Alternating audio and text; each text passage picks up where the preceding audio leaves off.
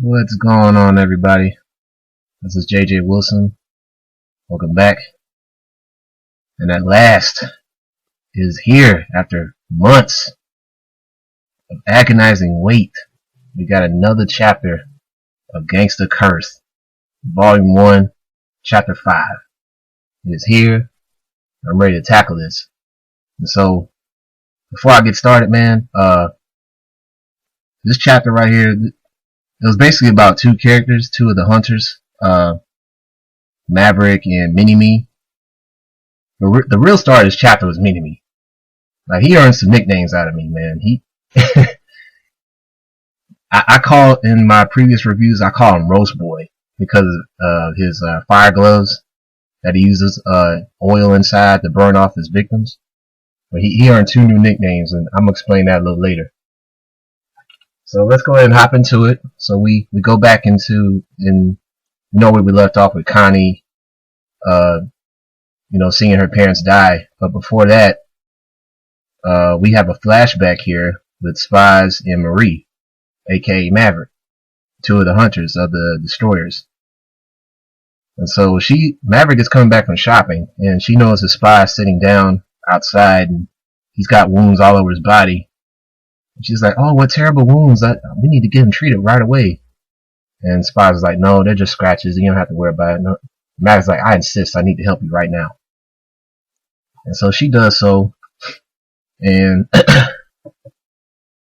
and while Spies is getting treated, he has to ask Maverick, and he's asking her, "Hey, why do you kill Twilights?" And before the flashback is over, she's about to explain, but then that's the end of the flashback. And so now we cut to the current present. We're in a gasoline. We're on First Street, where the gun shop is located, the Revolt gun shop, owned by Connie's parents before they were slaughtered and killed by Maverick. Before long, Spies is snapping out of his flashback with Marie, or Maverick, and Maverick is telling him, "Hey, you had bad wounds. You need to get treated right away. But just wait, just sit tight, just wait for me. I'm going to take care of this filth right here standing before us." And she's talking about Connie, and she's taking out her sword. She's about to chop her. And then we cut to the fight with Mini-Me and the bandana guy, Keith. I call him Bandana Man, but now in this chapter we finally get to figure out his name. His name is Keith. And so they're fighting, and eventually Mini-Me, he runs out of oil in his gloves temporarily. He runs out of oil, and Keith, he takes advantage of this, and he kicks Mini-Me all the way into an abandoned building from the other side. I mean, this is a really good fight here, and he kicks him all the way inside the abandoned building, and Keith is like, "I'm glad there's nobody else in there so I can finish him off." And then all of a sudden we get these reinforcements from the guild, the Pockley Guild. They come in, and they're asking Keith, "Hey, do you need any help, man?" And Keith's like, "No, I got this. You guys don't need to help me out here. And you need to tell HQ that Keith," I don't know his last name, is Keith Kerguian or something like that. So yeah, Keith is telling those guys, "Don't worry about me. You need to contact HQ and get some extra help right now. I'm in combat against the hunter, and I'm going to do this myself. So don't interfere." One of the mercenary guild members, he's not really trying to hear that. He wants to help out Keith. But the other guy stops and is like, "Hold on, man. We're not even strong enough to fuck with this dude, man. Keith is an A rank class, is a class A rank 2 Twilight. We don't need to stop this dude, man. We're not strong enough to beat him, and we need to do as he says, and we need to go back, and we need to tell the HQ to say, hey, we need stronger Twiles to back up Keith. That's all we can do for right now, because we'll just be getting in his way." And so we're inside the abandoned building, and Mini-Me, he's bleeding from the nose, and because of that wound, he's remembering the past. He's remembering this. He's remembering his time as a kid, and he doesn't have the scar on his face as we see there.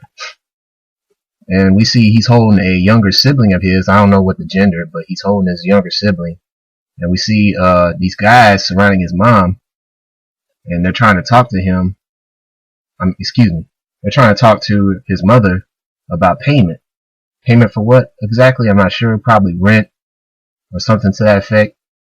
Anyway, they're trying to make her pay the rent, and she doesn't have enough money, and they're saying you keep passing the deadline, and if you don't pay up, we'll think of other ways to make you pay.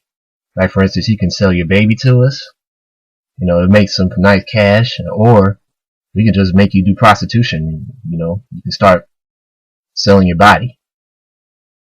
And he's hearing his sibling keep crying, and I guess the mom is crying as well, and he's getting sick and tired of hearing it. And so he takes matters into his own hands. He starts killing off all these dudes by himself. He gets that kitchen knife, man. He's slaughtering everybody, and they all drop dead. And now he's looking at his mom, and some of the guys drop the money out of their pockets, and she's picking up one of the bills, and she's smiling at the bill. And Minnie is looking on, it's like, Mom, and she's looking at the bill, and she's smiling. She's not even looking at him. And Minnie's like, oh, she's happy. She may not be looking at me, but at least she's happy. And so dude basically makes a career of killing off people. Like, it doesn't matter if they're normals or not normals. He trains himself to be an assassin. Like, now he's a straight up killer. He's grabbing up all his paper and his money. He's like, man, this ain't enough. This ain't enough to make my family eat, and live good. So because of that scene right there, I had to give Mini-Me the first nickname, Hustle Man.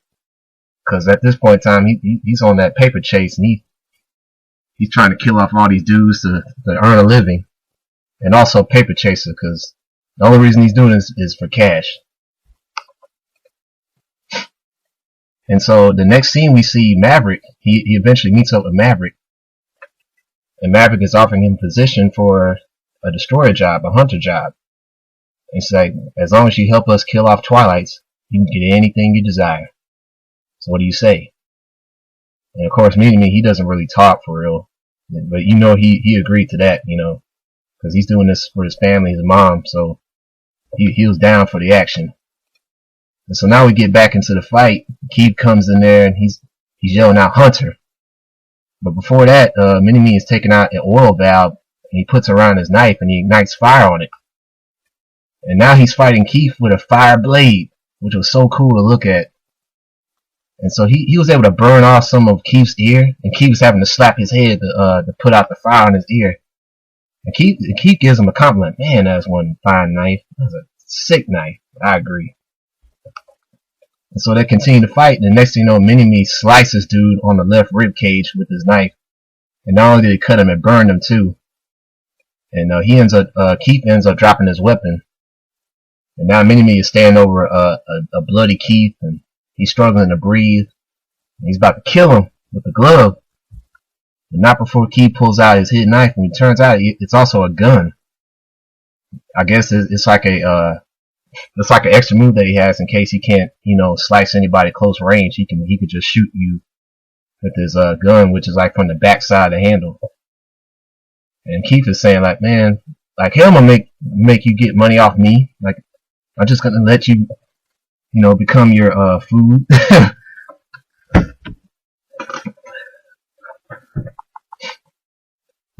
And Mini-Me is noticing that. He's like, wait, what the fuck? It's a gun? And we hear a shot. And Mini-Me slaps the gun off the dude's hand, but he does get hit in the leg. He gets 2 bullets in the leg. And then Keith is like, God damn, I was so close. And Keith was like, well, at least I got you in the leg.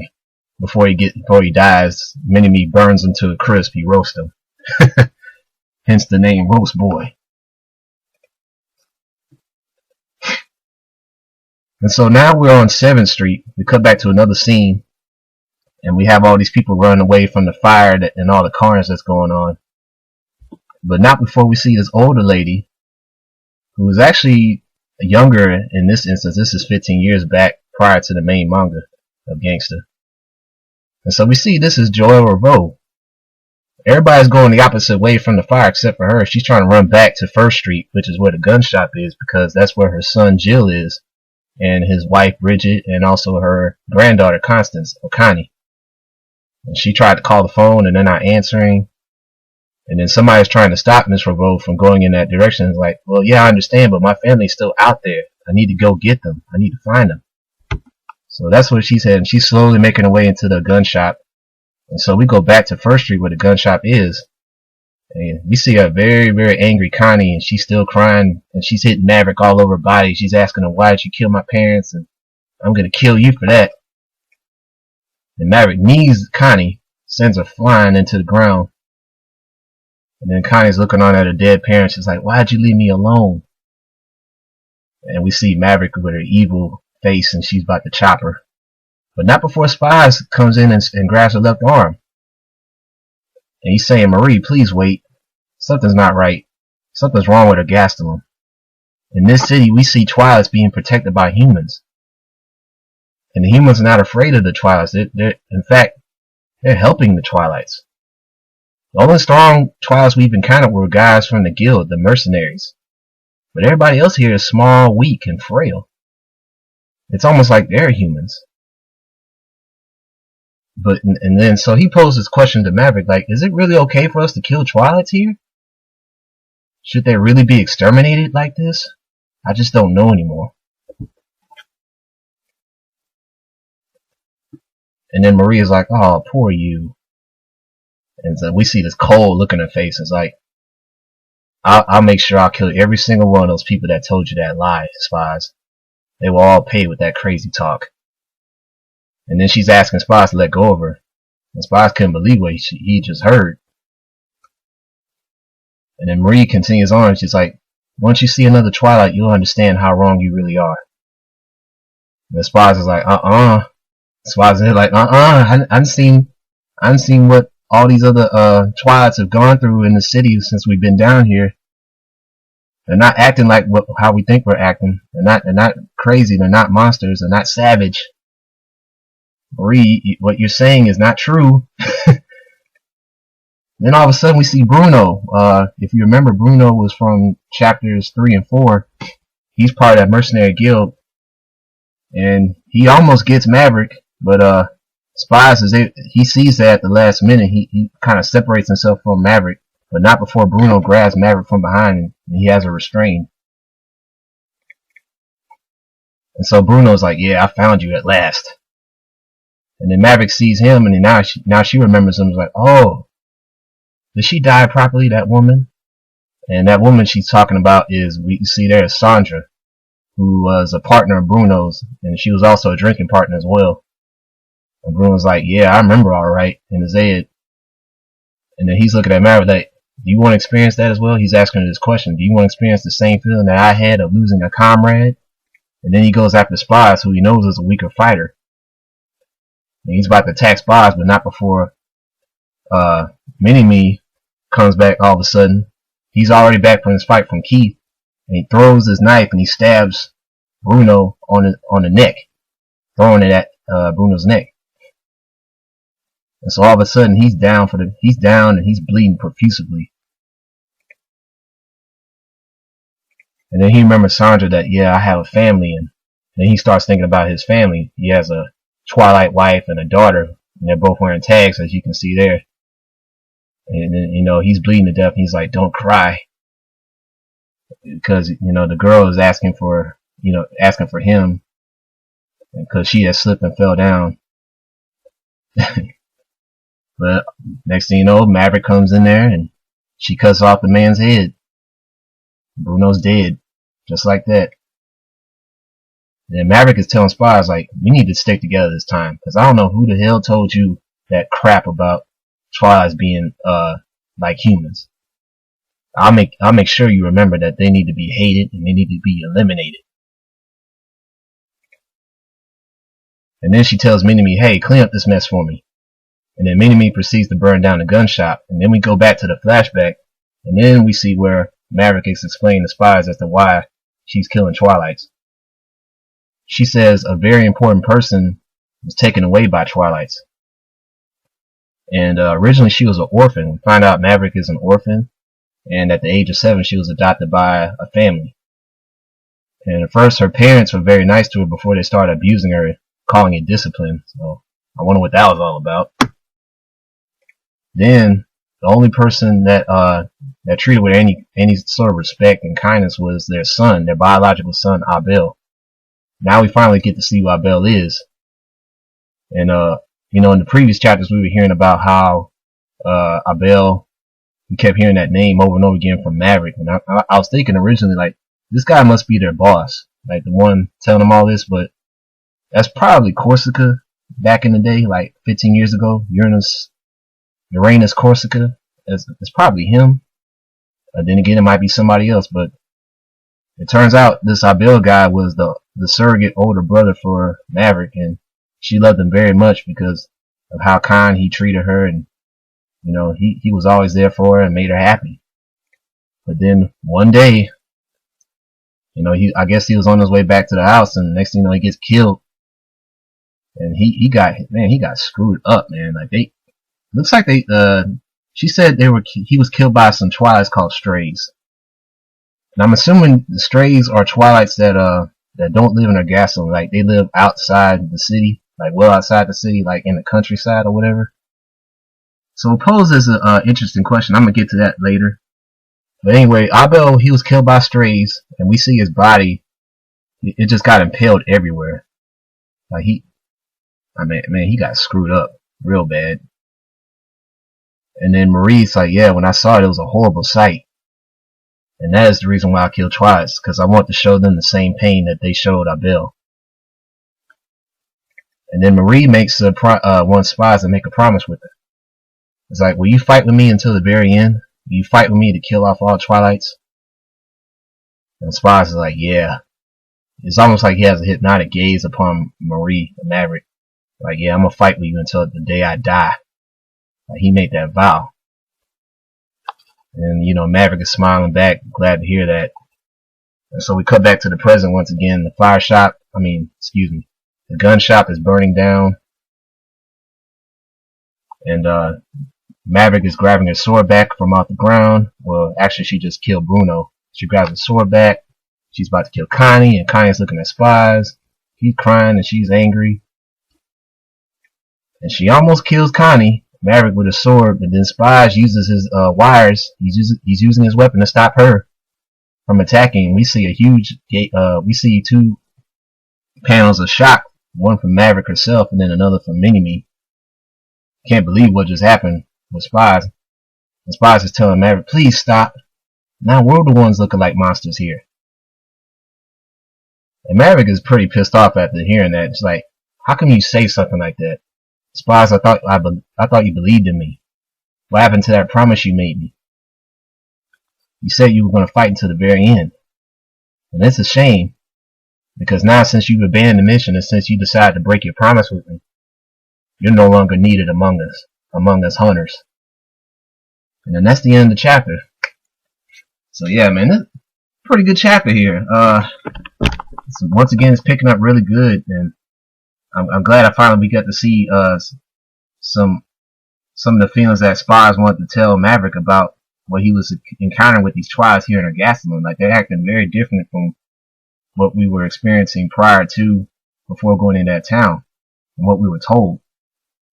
So it poses as an interesting question, like I said, about the Strays.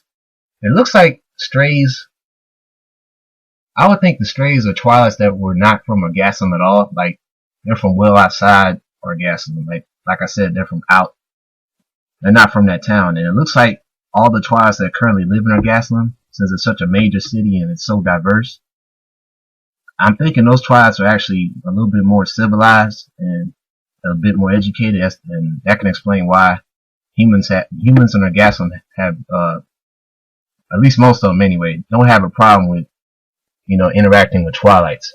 Of course, the prejudice is still there.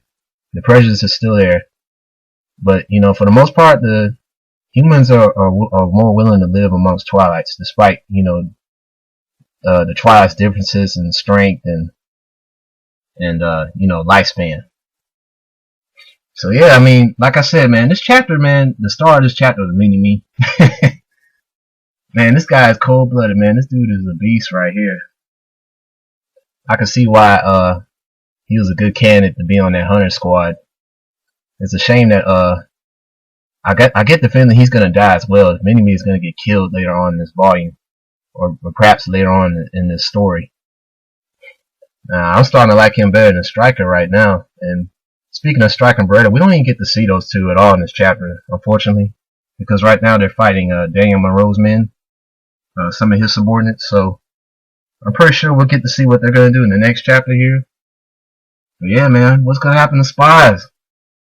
I think eventually he's gonna fight Maverick, man. It's gonna be him versus Maverick, and I don't know how he's gonna win that shit, because it seems like Maverick is so damn strong, guys. Oh man, it's not gonna look good.